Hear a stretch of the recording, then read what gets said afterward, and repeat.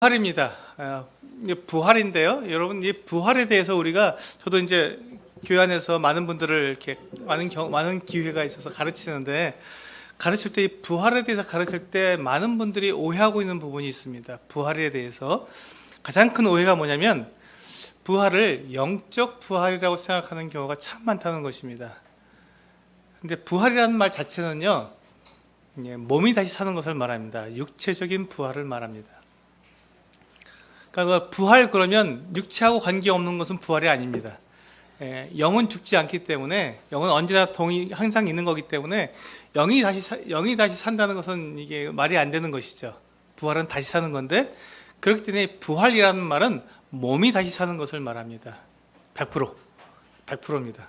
그래서 제가 부활 그러면 우리는 이 육체의 부활이라는 것을 항상 염두에 두셔야 됩니다. 그런데 제가 이런 말을 하고도 또 이제 이렇게 가르치는 게, 성경 공부하는 시간에 보면 많은 분들이 기본적인 개념이 이제 이렇게 그 영적 부활이라는 걸 갖다 자꾸 생각하시는 거예요. 영적 생명을 다시 갖는다. 그래서 그 부분을 많이 오해하시는데, 이제 우리가 부활에 대해서 할 때, 부활은 무조건 육체의 부활을 말한다라고 생각하시면 됩니다. 그래서 이제 우리가 빈 무덤, 우리가 무덤에 대해서 주님께서 이제 그 아리마대 요셉의 무덤에 묻히셨지 않습니까? 그 돌무덤에 묻히셨는데, 그 무덤이 이제 비어 있다는 것이죠. 무덤이 비어 있다는 것은 무엇을 말합니까? 살아나셨다는 것을 얘기하는데, 이제 이 빈 무덤 자체 가지고는 우리가 그렇게 말할 수가 없다는 거예요. 왜냐하면 시체를 치울 수도 있으니까. 간단하게 말하면 시체를 치울 수도 있기 때문에 무덤이 비어 있다는 것 자체가 부활을 증거해 주지는 않는다, 이렇게 말할 수 있습니다. 거기서 오해는 하지 마시라는 것이죠.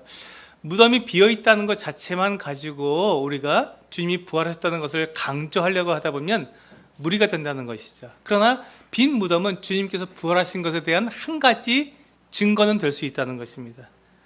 근데 그것 자체가 부활의 증거다, 이렇게 말하기는 좀 어렵다는 것이죠.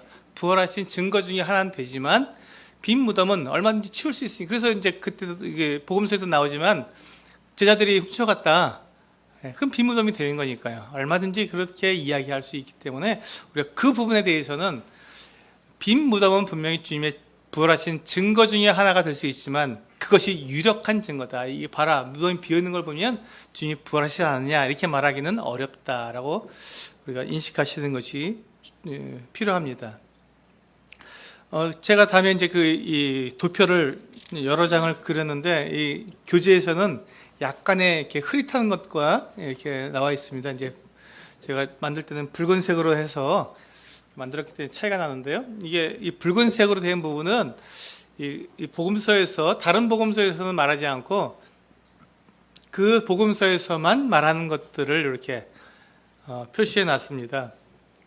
이제 다른 부분들이죠. 다른 복음서, 다른 부분들은 붉은색으로 표시를 해놨습니다. 여러분들이 이제 이건 도표를 통해서 여러분 자료로 참고하시면 될 것 같고요. 제가 이 부분을 다 이렇게 말씀드리기는 아닌 것 같습니다. 그래서 이거는 살펴보시고, 이런 차이점이 있다. 각 복음서마다 부활에 대한 기록에 약간씩의 차이점이 있다. 그리고 차이점에 대해서는 우리가 살펴보는 이제 자료로서 여러분들이 살펴보시면 좋겠다는 것들을 말씀을 드립니다. 여러분들의 교재에 잘 나와 있으니까 교재에서 참고해서 보시고요. 이 부활에 대한, 우리 부활하신 것에 대한 우리가 증거가 필요합니다. 예수님이 부활하셨다는 것을 우리가 그냥 말로만 해서는 그것이 신빙성이 없기 때문에, 정말 주님이 부활하셨느냐 하는 이 부분에 대해서는 대단히 중요한 부분이죠. 주님께서 안식 후 첫날 부활하신 것이 분명합니다. 안식 후 첫날에 여인들이 그 무덤에 갔는데, 그때 무덤이 비어 있었고, 거기서 주님이 부활하신 소식을 듣고 이제 왔으니까요. 근데 이 안식 후 첫날에 우리 엠마오로 가는 두 제자가 있었습니다. 엠마오로 가는 두 제자가 이제 누가복음의 24장에 자세히 나와 있는데, 이 사건이 왜 중요하냐면, 이 누가가 왜 이 엠마오로 가는 두 제자에 대한 사건을 길게 설명을 해놨냐면, 부활에 대한 강력한 증거가 되기 때문에 그렇습니다. 왜냐하면 이 엠마오로 가는 이 두 제자는 예수님이 12제자 안에 들지 않았던 아마도 이제 뭐 70인 제자 중에 들었던 제자들이 아니었는가 이게 생각이 됩니다. 이 12제자가 아니었던 제자들이었는데 이 두 제자가 안식일까지는 움직이지 못하니까 안식일까지 예루살렘에 거했다가 안식 후 첫날에 이제 예수님이 죽고 무덤에 묻혔기 때문에 실망을 한 거죠. 그리고 어떻게 우리의 주님이 죽으실 수 있느냐. 그분이 우리는 왕이 될 줄 알았고 메시아가 될 줄 알았는데 그분이 어떻게 죽을 수 있냐 하는 이 생각을 가지고 이 두 제자가 예루살렘을 떠나서 자기들의 고향인 엠마오로 돌아간 거예요. 이 두 사람은 지금 예수님께서 부활하신 사실에 대해서 알았을까요? 몰랐을까요? 알았습니다. 이 두 사람은 여인들이 아침 일찍 새벽에 가서 무덤에 가서 빈 무덤인 걸 알고 돌아와서 제자들에게 보고를 했기 때문에 그 소식을 들었어요. 여인들이 그 누가복음에 보시면 여인들이 그렇게 얘기하더라 하는 것을 예수님께 이제 이야기해 주거든요. 그러니까 예수님이 부활했다는 소식을 들었음에도 불구하고 그걸 못 믿은 거죠. 소식은 들었지만 못 믿은 사람들입니다. 그리고 이제 이 두 제자가 엠마오로 가고 있는 거예요. 엠마오까지 가는데 한 3시간 내지 4시간 정도 걸렸다고 그렇게 되어 있습니다. 가고 있는데 이 두 사람이 가면서 서로가 이제 이야기를 나누는 거죠. 어떻게 메시아가 이렇게 죽을 수 있느냐 이런 얘기를 서로 주고받는데 그때 주님이 그들과 동행하신 것입니다. 그럼 이 주님이 어떤 주님일까요? 부활하신 주님이죠. 근데 부활하셨는데 이 부활하실 때 영으로 부활하셨느냐 아니면 육체로 부활하셨는 것이죠. 육체로 부활하신 것이죠. 그래서 이 육체로 부활하신 주님께서 이들과 함께 길을 가고 있었던 것입니다. 근데 우리가 이제 여기서 이제 생각해 볼 것이요. 이 주님이 죽으신 것이 기절한 것이다. 뭐 이런 얘기들을 하는 사람들이 있습니다. 그런데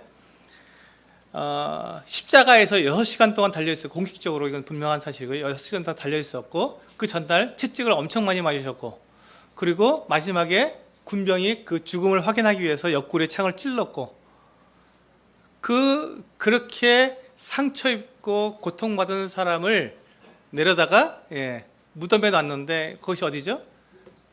돌무덤에다 놓고 막았지 않습니까? 3일 동안 그곳에 있었습니다. 그러면 이 사람이 3일 동안 무덤에 들어가 있었다면 상처 입은 사람이 건강하게 나올 수 있는 방법이 있을까요? 아니면 건강한 사람이 3일 동안 그 무덤에 묻혀 있다가 나오면 아주 그냥 힘이 세질 수 있는 방법이 있을까요? 그렇지 않죠. 그런데 예수님은 부활하신 다음에 이 제자들과 함께 몇 시간을 걸어갔다고요? 서너 시간을 엠마오까지 걸어간 것입니다. 같이 동행해서 걸어갔어요. 전혀 이분은 불편함이 없었고 건강하게 걸어갔습니다. 3일 동안 무덤에 묻혀있던 사람이 그게 가능하냐 이것이죠. 정말 사람들이 예수님이 덜 죽었기 때문에 살아난 거다 이렇게 말한다면 그것을 그대로 고지고대로 우리가 받아들인다면 과연 이 일이 가능할 수 있냐는 것이죠. 불가능하다는 것이죠. 이 엠마오까지 걸어가는 자체가 불가능하다. 그래서 이제 엠마오로 이제 걸어가셔서 그 엠마오에 가셔서 이제 가시던 동안에 예수님께서 이 제자들에게 자기에 관한 것들을 모세와 선지자들과 시편에 관련된 것들을 가지고 쭉 풀어서 구약에 있는 내용들을 풀어서 메시아가 어떤 일을 당할지 특히 이제 이사야 53장에 보면은 주님께서 그렇게 고난 당하실 것을 말씀하고 있지 않습니까? 또 시편에서도 시편 22편 같은 경우에서도 이렇게 그런 고난에 대해서 이런 부분들을 주님께서 가르쳐 주셨을 것이다. 라고 이제 저희는 상상을 하는 거죠. 그렇게 생각을 했을 때 이제 그렇게 해서 서너 시간 동안 함께 길을 가면서 주님이 당신에 대한 것들을 구약 성경에 나타난 말씀들을 해주셨을 때 그들의 마음이 뜨거워졌고 결정적으로 이 두 제자 글로바와 함께 다른 한 제자가 이분이 예수님이라는 것을 부활하신 예수님이라는 것을 그들이 확신할 수 있었던 것은 떡을 뗄 때 저녁 이제 엠마오에 도착해서 이제 떡을 뗄 때 주님께서 축사하시는 그 기도에서 너무 똑같으니까요. 왜냐하면 근데 이 엠마오로 가는 두 제자가 왜 예수님이 자기들과 함께 동행했는데도 왜 알아보지 못했을까? 왜 알아보지 못했을까요? 예? 그렇죠. 죽은 사람이 같이 길을 간다는 것은 상상을 못했던 것이죠. 그 정도로 이 엠마오로 가는 이 두 제자에 대한 기록이 이렇게 길게 나타난 이유는 바로 그거예요. 이 두 제자가 전혀 의식을 할 수 없을 만큼 주님 자기들 선생이었는데 그분이 같이 감에도 불구하고 전혀 의식하지 못할 정도로 부활을 믿지 않았다는 것이죠. 그리고 그 소식을 들었잖아요. 여인들에게서 아침에 갔다 온 이 여인들에게서 그 소식을 들어서 선지식이 있었음에도 불구하고 자기가 동행한 예수님을 부활하신 분이라고 인정하지 못할 정도로 전혀 기대하지 않았었는데 그분이 떡을 떼실 때 비로소 알아봤어요. 그 다음에 어떻게 했습니까? 그 길로 바로 다시 서너 시간 걸리는 길을 다시 돌아와서 예루살렘으로 다시 돌아온 거예요. 돌아와서 우리가 직접 그분을 만났다고 제자들에게 이야기해 준 것입니다. 근데 그 전에 또 일이 한 가지가 있죠. 예, 여기까지 제가 이제 말씀을 드렸고요. 그 다음에 그때 엠마오로 가서 저녁 식사하시는 그 시간에 예수님은 이 제자들 떠나서 어디로 왔죠? 이 제자들이 함께 모이는 이곳으로 오신 거예요. 그러니까 주님은 지금 부활하신 몸이 지금 우리가 갖고 있는 육체하고는 좀 다른 기능을 한다는 것을 알 수 있죠. 이게 영화로운 몸이라고 말을 합니다. 주님은 분명히 육체를 가지셨는데 그 육체는 이게 썩을 몸이 아니고 우리처럼 흙에서 만들어서 흙으로 돌아갈 몸이 아니고 분명히 육체는 갖고 계시지만 그 육체는 이 땅에 적합한 땅의 육체가 아니라 하늘나라에 적합한 영화로운 몸으로 바뀌신, 하지만 분명히 육체를 갖고 계신 그 몸으로 주님께서 부활하신 것을 우리가 분명히 알 수 있죠. 왜냐하면 엠마오로 가셨던 그 주님께서 그 다음에 갑자기 이 제자들이 모여있는 10명의 제자들이 유대인들을 두려워해서 문을 다 닫아놓은 상태에서 모여있는 그 자리에 주님이 갑자기 나타나시거든요. 나타나셔서 너희들에게 평강이 있을지어다 말씀하시고 자기의 이게 못에 박히셨던 두 손을 보여주시고 옆구리를 보여주시거든요. 그래서 이 10명의 제자가 그때 예수님이 부활하신 분이라는 것을 믿게 되었습니다. 대단히 중요한 일이죠. 그래서 주님께서 이 엠마오로 가는 그 길에서 이게 그 두 제자를 갖다가 분명하게 부활한 모습을 보여주셨고, 그리고 다시 10명의 제자에게 보여주셨습니다. 그 다음에 얼마 있다가 이 엠마오로 갔던 두 제자가, 글로바와 함께 이 두 제자가 다시 돌아와서 10명에게 똑같은 말을 해주는 거죠. 보았다. 우리도, 그러니까 10명의 제자도 우리도 보았다 했는데 이 두 제자가 우리도 보았다. 그래서 그것이 일치가 되는 이와 같은 모습을 보게 됩니다. 그래서 주님의 부활하심은 분명한 사실이다 하고 이 제자들의 이 태도에 의해서 지금 10명의 제자들도 사실은 두 번의 기회가 있었어요. 첫 번에 이 여인들에 의해서, 마리아와 다른 여인에 의해서 무덤이 비었고 또 천사에 의해서 예수님이 부활하셨다는 소식을 전해 들었습니다. 10명의 제자가. 그런데 그 얘기를 듣고 이 베드로와 요한이 무덤으로 달려가서 보았거든요. 근데 여인들이 말한 것처럼 무덤이 비어 있었어요.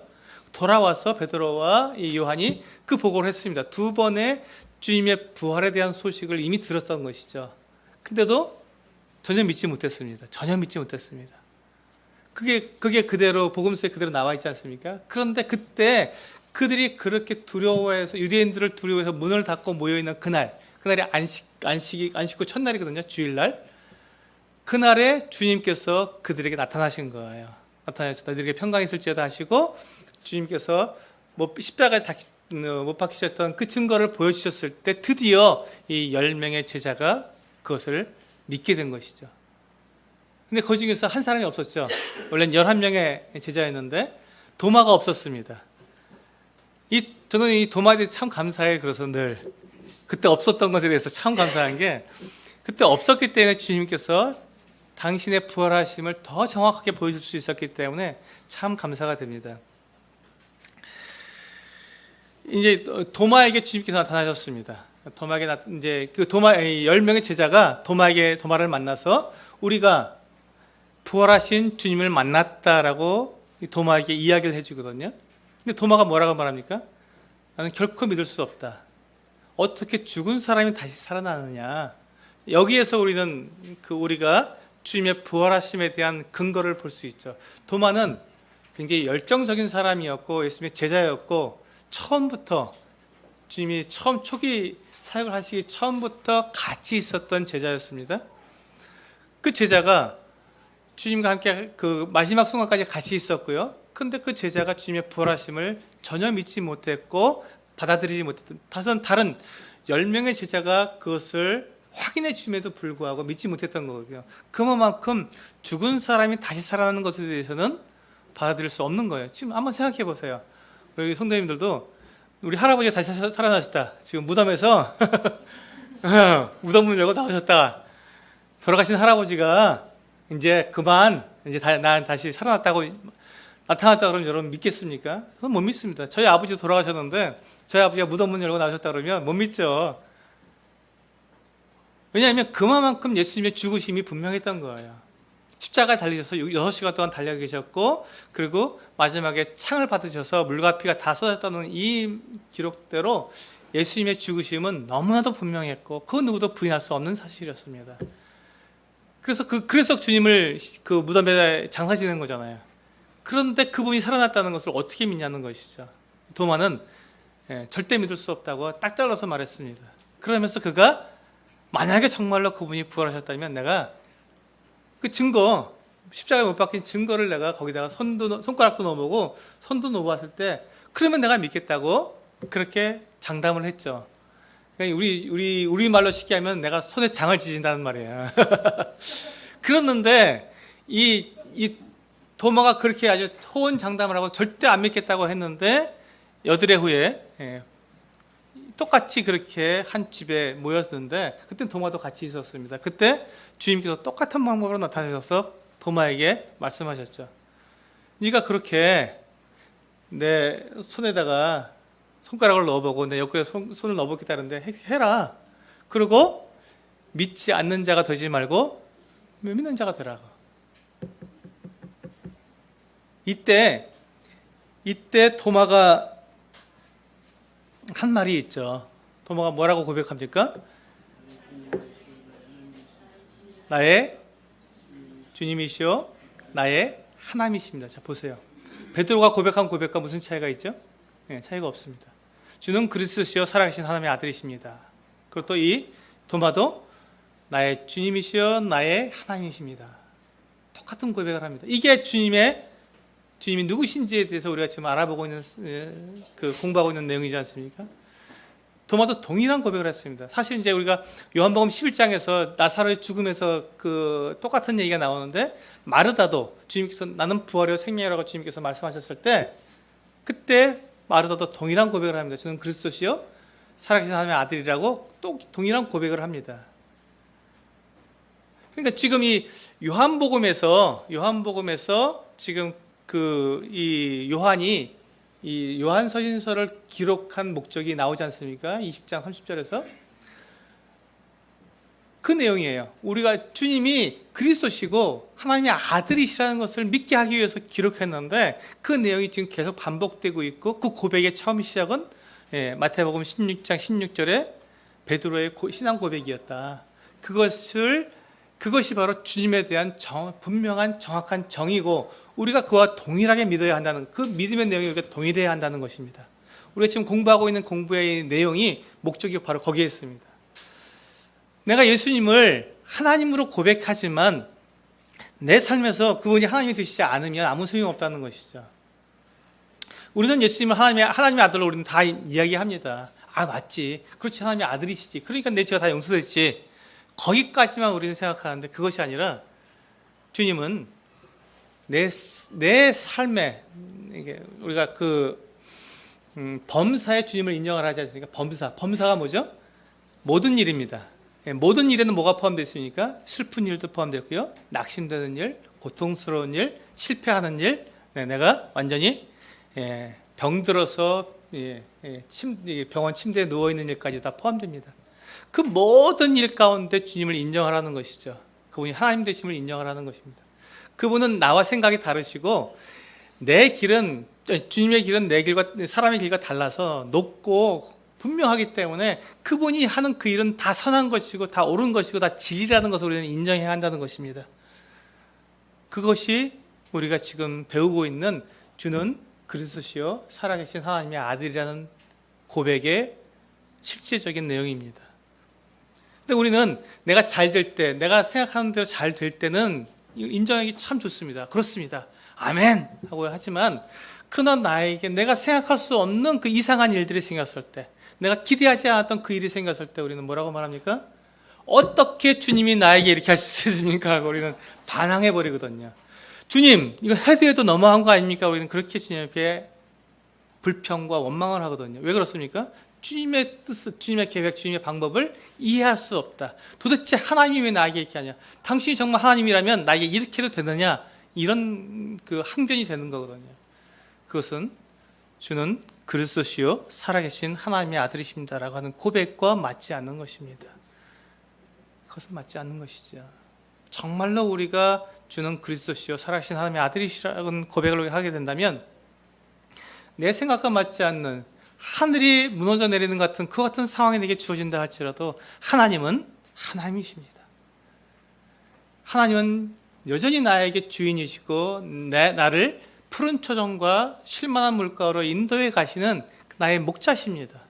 비록 내가 사망의 음침한 골짜기를 지나가고 있지만 사망의 음침한 골짜기를 지난다고 해서 목자가 아닌 건 아니잖아요. 그때 주님은 주의 지팡이와 막대기가 나를 안위하시는 것이죠. 사나운 짐승, 악한 짐승이 나를 해하려고 다가올 때 주님은 그걸 막아줄 수 있다는 것입니다. 내가 하늘이 무너진 것 같은 그 같은 상황에 처해질 때 주님은 그 상황에서도 나를 안전하게 푸른 초장과 쉴만한 물가로 나를 인도하게 가신다는 것입니다. 의심하지 말고 두려워하지 말고 염려하지 말라는 것이죠. 왜? 주님은 결코 실수하시거나 실패하는 법이 없으시기 때문에 그렇습니다.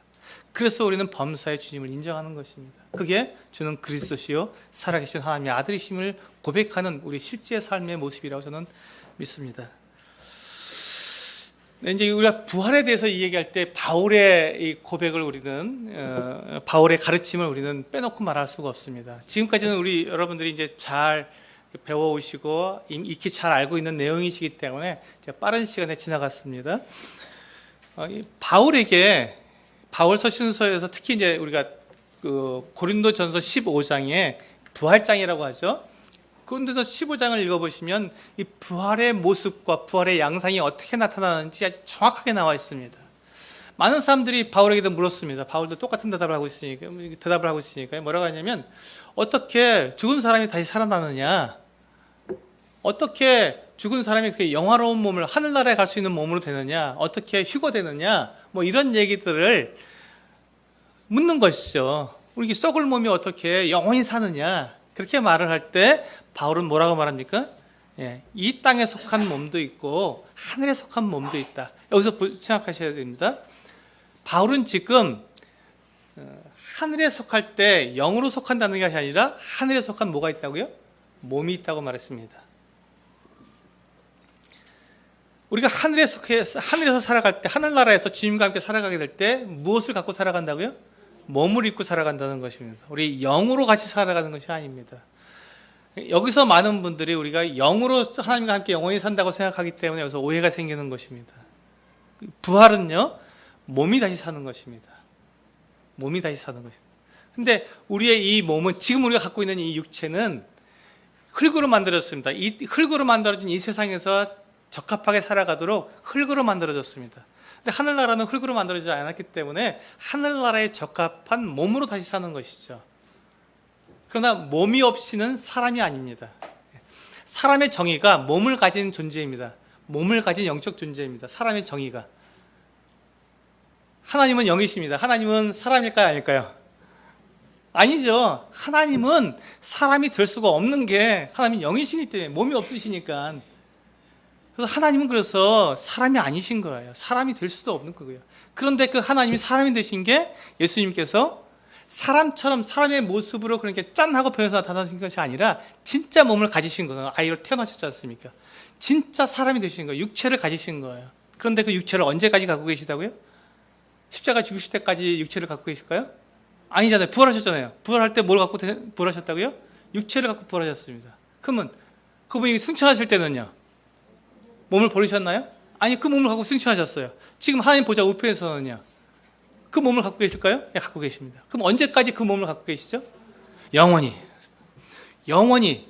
그래서 우리가 디모데전서 2장 5절에서 보면 하나님과 사람 사이에 중보가 계신데 사람이신 그리스도라고 되어 있습니다. 사람이신 그리스도.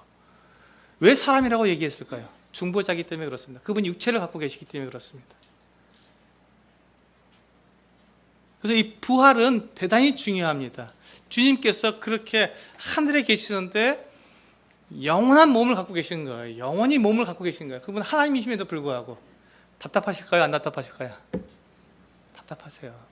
답답하십니다. 답답하시죠. 육체라는 것은 동시에 다른 곳에 있을 수 없다는 뜻이 됩니다. 육체라는 것은요. 주님께서 엠마오로 가시는 그 길에서 끝내고 제자들에게 나타나신 거예요. 동시에 나타나시지 않고. 주님은 영으로는, 성령에 의해서 주님께서 영으로는 편지에 계시죠. 이 부분은 우리가 오해하지 말아야 됩니다. 주님은 편지에 계십니다. 어디든지 다 계시는 곳이에요. 하지만 육체로 계시는 주님은 한 번에 한 장소에밖에 있을 수가 없는 것이죠. 지금 하늘나라에 계시면 이 땅에 안 계신 거잖아요. 예수님 이 땅에 계십니까? 안 계시잖아요. 그래서 주님은 성령님을 보내주셨잖아요. 성령님을 보내주셨죠. 예수님께서 하늘로 가시면서 성령님을 보내주셔서 모든 사람들의 안에 내주할 수 있도록 성령님을 보내주셨죠. 주님은 그렇게 할 수가, 육체를 가지셨으니까 모든 사람과 함께 있을 수가 없지 않습니까? 그래서 성령님이 오신 거잖아요. 육체라는 것은 이렇게 답답한 거예요. 하나님에게는 제한된 겁니다. 근데 그걸 언제까지 제한하신다고요? 영원히. 누구 때문에? 나 때문입니다. 내 죄 때문에. 내 죄 때문에 주님은 영원히 그 몸에 갇혀 계실 수밖에 없는 거예요. 사람이 되시는 겁니다. 하나님이. 우리는 주님께서 아기로 태어나신 것에 대해서 뭐 그럴 수 있지라고 생각할 수 있겠지만 주님께서는 그럴 수 있는 일이 아닙니다. 주님은 영원히 사람이 되셔야 하기 때문에 100% 사람이자 100% 하나님으로 계셔야 되기 때문에 이 어마어마한 그 주님께는 제한이 될 수밖에 없는 일입니다. 주님의 아픔이고 고통입니다. 그것을 언제까지 그 고통을 당하신다고요? 영원히. 우리의 죄값을 치르는 주님께서 계산하셨던 그 우리를 죄를 용서하시고 우리를 하나님께로 돌이키시기 위해서 계산하신 그 지불할 값은요, 영원히 하나님이신 예수님께서 사람으로 갇혀 사셔야 되시는 그 값을 생각했던 거예요. 십자가에 죽으시는 그것만이 아닙니다. 십자가에 죽으시는 것은 그 일부고 주님께서 치르셔야 할 값은 영원한 몸을 가지시는 것이었습니다. 그래서 바울 서신에서 그 동일한 얘기를 하고 계십니다. 바울은 우리의 몸이 주님처럼 그렇게 변화될 것이다. 순식간에 호련히 썩을 몸이 썩지 않은 몸을 될 것이다. 그러니 우리가 소망해라, 기다려라. 우리가 그렇게 부활할 것을 소망해라 라고 말하고 있습니다. 주님께서 그렇게 부활하셨다. 주님이 성경대로 사흘 만에, 성경대로 주님께서 십자가 달려 죽으시고 성경대로 사흘 만에 무덤에서 부활하셨다. 성경은 분명히 우리에게 부활을 약속하고 있다. 그렇다면 주님이 그렇게 부활하셨다면 우리는 어떠냐? 우리도 동일한 부활을 소망하고 있고 그것을 약속받은 사람들이다라고 바울은 이야기하고 있는 것입니다. 그래서 주님의 부활, 주님께서 부활하신 것은 이 바울이 거기에서 이제 그렇게 얘기하죠.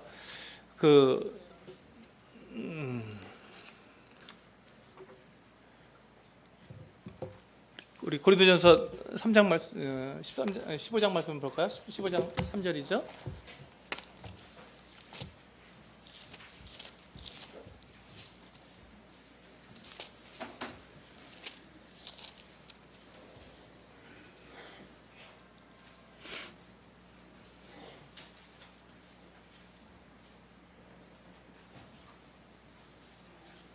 네. 고린도전서 15장 3절부터 보시면요.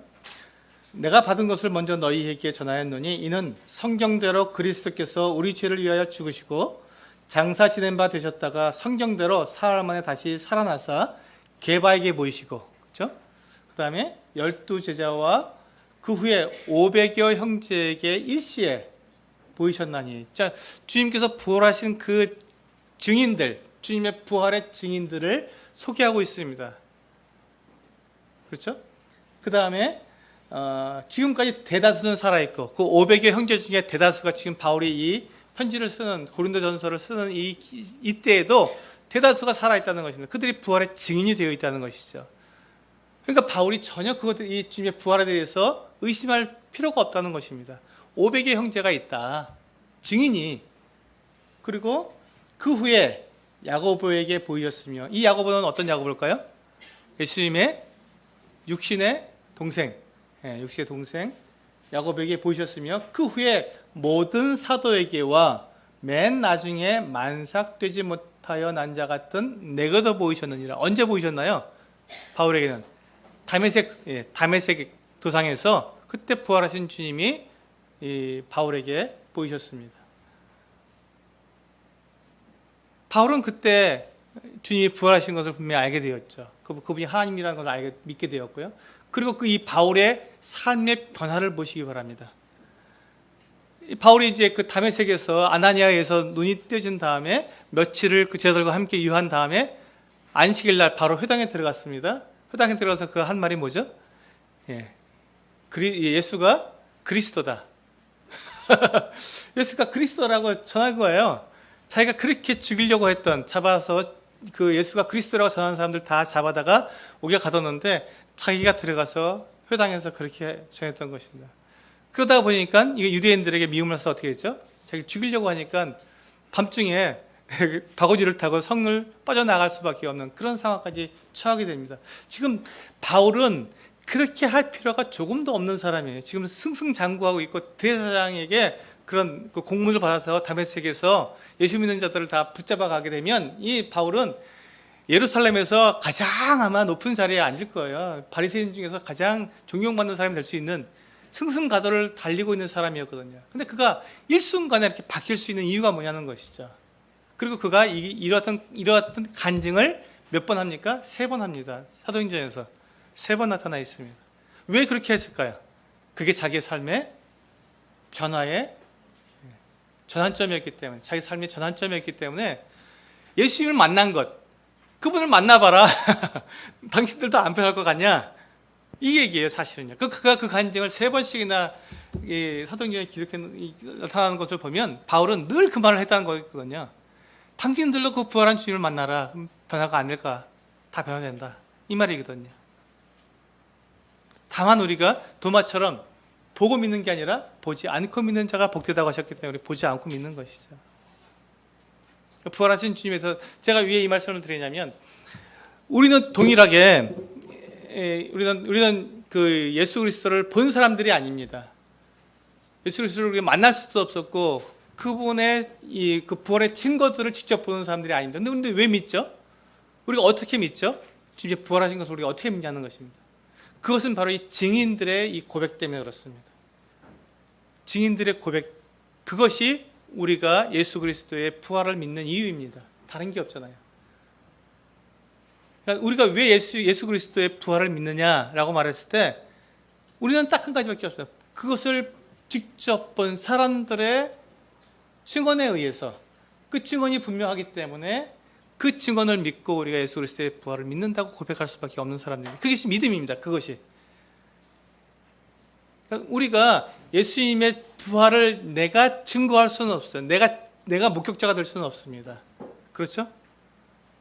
근데 목격자가 본 것을 내가 듣고 그것을 정확하게 옮겼을 때 그것은 사실이 되는 것입니다.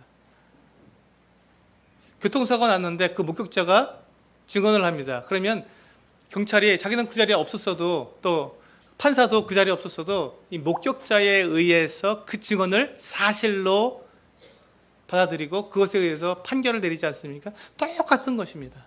믿음은 그 똑같은 거예요. 목격자가 증언한 그 내용을 신뢰할 수만 있으며, 근데 여기서 보면 바울도 그렇고 지금 예수님의 제자들이 똑같은 말을 하잖아요. 그것을 다 종합해 보면 어떻게 되죠? 사실이라고 하는 것이 증명이 되지 않습니까?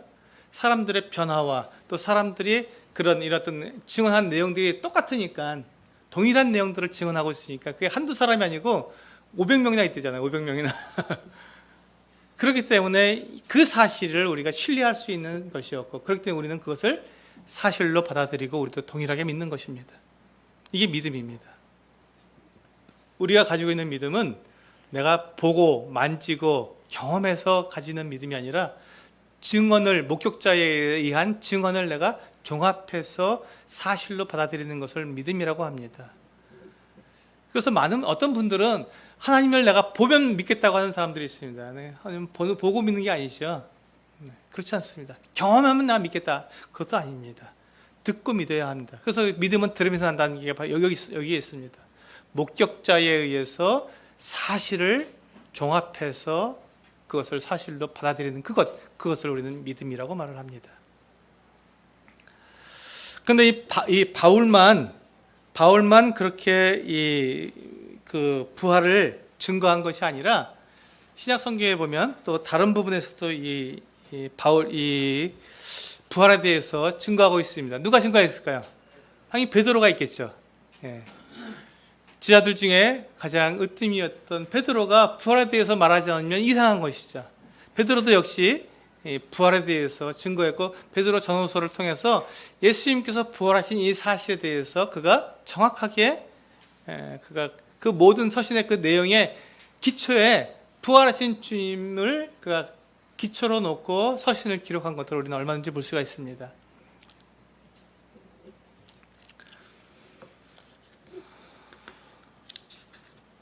뿐만 아니라 이제 우리 주님과 가장 가까이 있었던 제자인 요한도 부활을 증거하고 있죠. 쉽게 알 수 있는 부분은 요한 1서에서도, 지금 요한복음에서도 이렇게 부활에 대해서 말씀하고 있지만 요한 1서에서도 부활에 대해서 이야기하고요. 그 다음에 요한계시록에 보면 부활하신 주님을, 어린 양 되신 주님을 죽임을 당했던 그분을, 그 어린 양을 갖다가 찬양하고 있는 모습들을 보게 될 때, 죽임을 당했다는 건 뭡니까? 지금은 살아있다는 거잖아요. 죽었던 그 어린 양이 지금 살아있고, 살아있는 그분이 찬양과 경배를 받으신다는 것은 부활을 얘기하고 있는 것입니다. 우리는 죽임당한 어린 양이라는 우리 찬양을 부르지 않습니까? 그게 말입니다. 주님 죽으심으로 끝난 게 아니에요. 죽임당한 어린 양을 우리가 찬양하고 있다는 건 뭡니까? 그분이 지금 살아서 경배를 받으신다는 거거든요. 거기까지 우리는 나아가셔야 합니다. 죽임당한 어린 양. 네. 그런 부분들을 우리가 볼 수 있고요. 부활의 중요성, 이제 이 부분이 우리에게 중요하겠죠. 부활이 왜 중요하냐? 여기 같이 한번 읽어보겠습니다. 이건 같이 읽어보면 좋겠습니다. 요 한 단락만 한번 읽어보겠습니다. 시작. 부활의 중요한 의미는 이것이 그리스도의 위격과 사역에 대한 우리의 이해에 기여한다는 점이다. 왜냐하면 부활이 실제적인 사건이었을 때만 선지하셨던 그리스도가 사람이 되신 사실이 이해될 수 있기 때문이다. 그렇지 않으면 예수는 실제로는 사람이 되지 않으셨고 죽지 않으셨던 신적인 존재이거나 신이 아니었고 죽었으나 부활하지 않은 인간적인 존재 중에 어느 하나이셔야만 했다. 만일 하나님이자 동시에 인간시라는 예수의 개념이 주장되어진다면 부활 사건에 대한 신앙이 필수적으로 요구되는 연속성을 확실하게 할 수 있다. 만약 신약의 증거들이 심각하게 받아들여진다면 예수에 대한 여타의 견해들은 불가능하다. 좀 어렵죠? 쭉 읽으시려니까. 근데 이게 다른 말이 아니라 지금 우리가 한 부활에 대한 내용을 얘기해 준 것입니다. 만약에 여기서 보시면 부활이 실제적인 사건이어야만 주님께서 선지하셨다. 영원 전부터 계신 분이라는 것이 사실이라는 거예요. 그리고 그렇지 않다면, 만약에 주님께서 선지하시는 분이 아니라면, 부활하신 분이 아니라면 그분은 실제로는 사람이 되지 않았다. 그렇죠? 신인데 가짜, 부활하신 것이 아니라 죽어야만 부활이 가능하니까. 여러분, 부활은요, 전제가 뭡니까? 죽어야만 부활이 되는 거예요. 죽지 않으면 부활 자체가 말이 안 맞습니다. 그러니까 주님이 죽지 않으셨다면, 죽고 다시 사신 것이 아니라 육체로 죽고 육체로 다시 사시지 않으셨다면 그분은 그냥 사람으로 태어나시지 않고 신적 존재로 그냥 있는 건데, 영이 우리 구약 성경에 보면 이렇게 사람의 모습으로 나타나지 않습니까? 천사들도 사람의 모습으로 나타나지 않습니까? 그것처럼 사람으로 짠 하고 나타났다가 죽은 척 했다가 이렇게 됐다고 말하는 것이죠. 그러니까 이게 실제 정말로 사실 이 부활이 정말이었다, 사람의 몸을 입지 않고는 안 됐다 한다면 그분이 영원 전부터 이와 같은 계획을 세우신 영원하신 하나님이라는 것을 우리가 얘기해 준다는 것이죠. 그렇기 때문에 그분은 부활하실 수 있는 분이셨다, 이렇게 말하는 것입니다. 그리고 중요한 말이 나오죠. 하나님이자 동시에 인간이시라는 예수의 개념, 이게 우리가 지금 말하고 있는 것입니다. 주님은 100% 사람이십니다. 100% 사람. 사람으로 태어나셨기 때문에, 육체를 가지셨기 때문에. 근데 주님은 또한 100% 하나님이십니다. 그게 주는 그리스도시요 살아계신 하나님의 아들이십니다는 이 선언의 고백의 가장 핵심이니까요. 그래서 주님은 하나님이시자 동시에 인간이시라는 이 점을 우리가 잊어서는 안 되는 것이죠. 이것이 바로 부활로 증명된 것입니다. 주님께서 이 땅에 계시는 것은 사람들이 다 역사적 예수라 그래서, 그래 그건 맞아, 예수라는 사람이 이 땅에 살았지라는 것을 인정합니다. 그리고 참 훌륭한 선생이었어, 이건 다 인정하는 사실입니다. 근데 그분이 그렇게 100% 사람이었을 뿐만 아니라 100% 하나님이라는 것은 무엇으로 증명된다고요? 부활로 증명된다는 것입니다. 그래서 로마서 1장 4절에서 주님은 부활하심으로써 능력으로 하나님의 아들 되심을 선포했다고 말씀하고 있는 것이죠. 그래서 바울이 로마서 1장 4절에서 그와 같은 것들을 그렇게 선포하고 있는 것입니다. 주님이 부활이 바로 예수님이 하나님의 아들이신 것을 증거하는 거다, 이렇게 얘기하고 있는 것이 이 내용 때문에 그렇습니다.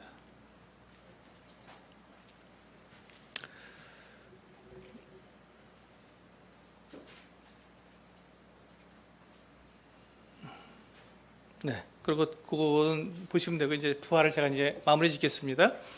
부활의 두 가지 의미, 제가 이제 말씀드리고 싶은 바로 이 부분이죠. 이제 제가 말씀드린 것처럼 여기 보시면, 자, 1번 같이 읽겠습니다. 시작. 로마서 1장 4절. 성길의 영으로는 죽은 자들 가운데서 부활하사 능력으로 하나님의 아들로 선포되셨으니 곧 우리 주 예수 그리스도시니라. 그렇습니다. 주님께서 부활하신 것의 첫 번째 의미는 그분이 하나님의 아들이시라는 것입니다. 그분이 하나님의 아들이시라는 것을 이것처럼 분명하게 우리에게 증거해 주는 것이 없습니다.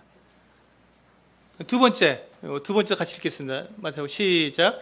마태복음 28장 20절. 내가 너희에게 분부한 모든 것을 가르쳐 지키게 하라. 볼지어다 내가 세상 끝날까지 너희와 항상 함께 있으리라 하시니라. 여기 보시면 주님께서 내가 세상 끝날까지 너희와 항상 함께 있겠다고 하셨습니다. 만약에 죽고 죽음으로 끝나버리신 분이라면, 무덤에 묻힌 상태에서 그냥 썩어서 사라져 버리신 분이라면 이게 가능할까요? 세상 끝날까지 우리와 함께 하신다는 것이 불가능합니다. 주님께서 부활하신 두 번째 그 의미는, 주님께서 세상 끝날까지 주님을 주라고 고백하는, 주님을 따르는 제자들과 영원히 그 세상 끝날까지 항상 함께 계시다는 것입니다. 이 땅에서 항상 같이 계시다는 거예요. 이게 이제 주님께서 하나님이시라고 하는 편재성의 그 원리인데요. 주님은 지금 육체로 하나님 보좌 우편에 앉아 계십니다. 그러면서도 우리와 동일하게 함께 계시는 것이죠. 우리와 함께 계시는 것은 어떻게 계십니까? 영으로 계시는 것입니다. 육체로 계시는 것이 아니라. 지금 하나님이 100% 하나님이시기 때문에 성령에 의해서, 성령이 우리 안에 내주하심에 의해서 주님은 영으로 우리와 함께 계십니다. 주님께서 부활하시지 않으셨다면 이것이 불가능하다는 것이죠. 근데 지금 요 두 번째가, 첫 번째는 우리의 구원과 관련되어 있다면 두 번째는 우리의 신앙생활과 관련되어 있습니다. 이 광야 같은 세상을 지나가는 우리의 신앙생활과 관련되어 있는 것이 두 번째입니다. 그래서 이제 우리 11강과 12강은 이 부활하신 주님께서 지금 우리와 어떻게 함께하고 계시는가, 이 부분을 함께 나눠보도록 하겠습니다. 여기까지 하시고 다음 시간 쉬시고 다음 시간에 하겠습니다. 예, 지금